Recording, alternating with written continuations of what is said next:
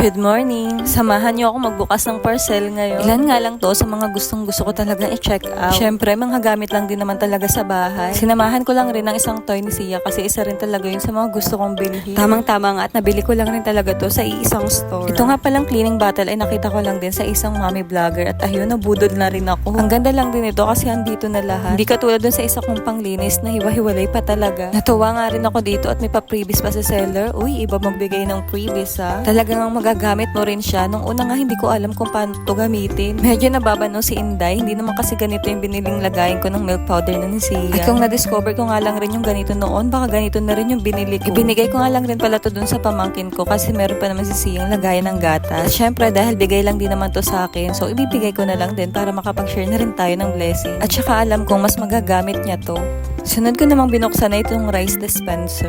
Ito lang naman talaga dapat yung bibilhin ko. Ewan ba't kakapanood ko nga sa mga mommy vlogger, eto't nahahawa na rin talaga ako. Minsan nga kahit sa paglilinis ng bahay, ay nahahawa na rin talaga nila ako, cherry. Balik tayo dito sa rice dispenser. Ito nga pala yung napili kong design kasi unang-una, hindi siya masyadong bulgar. Kung meron pa ba kayong bigas o wala na, cherry. Gusto ko nga sana yung transparent kasi parang ang social lang tingnan. Wala lang. Kaya lang naisip ko, kitang-kita kung wala na kaming bigas, cherry. Pero in fairness, nasatisfy talaga ako dito sa binili kong to. Kaya kung gusto nyo rin ng mga to, ilalagay ko na lang yung link sa comment section. At ito nga pala yung napakatagal ko ng rice dispenser. Naku, kung hindi pa nga ako nakakapanood ng mga vlog, baka hindi ko pa to maisipang palitan. Napakatagal na rin ang service sa amin nito at halos parang ayaw ko pa nga i-let go. Cherry. Maliit pa kasi yung panganay ko, ayun na talaga yung bigasan namin. Dito ko na lang rin pala muna ito inilagay sa medyo mataas. Kasi syempre bago ayaw pumagas-gasan. Cherry. 10 kilos capacity nga pala ito. Ang maganda rin dito, meron siyang insect resistant box. Nilagyan ko na lang siya ng star anise kasi wala lang. Yun lang yung nakikita ako sa kanila, cherries. After ko nga magbukas ng parcel, ay ito naman ang ginawa ko. Syempre gawaing bahay ulit. Nakapag-washing na rin naman ako kanina. Ito lang talaga mga underwear at saka yung mga puti, yung mga kinukusot ko. Hindi ko kasi talaga may pagkatiwala sa washing at pili ko talaga hindi ganun kalinis, cherries. Nung magising naman si madam, ay binigay ko na rin yung xylophone na gustong gusto niya. Heto nga, tuwang-tuwa ang bata. Buti na lang talaga mayroon din ito dun sa store na binilhan ko ng rice dispenser. Mura lang din naman kasi kaya isinabay ko na.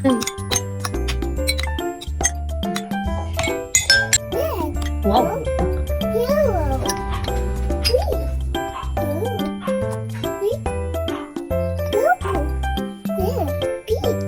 Good.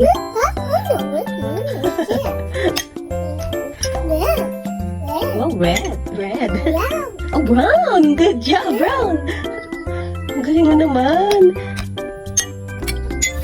O diba, kita mo nagustuhan talaga ni Sia yung laruan niya.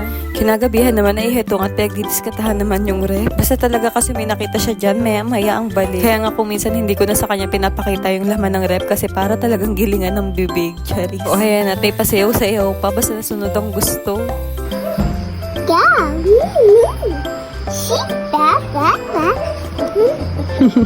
Ginabi na rin ako dito sa paglalaba. Basta kasi nagising na si Sia, nasisira na talaga yung schedule ko sa gawain. At hanggang dito na lang. Salamat sa panonood. Bye-bye!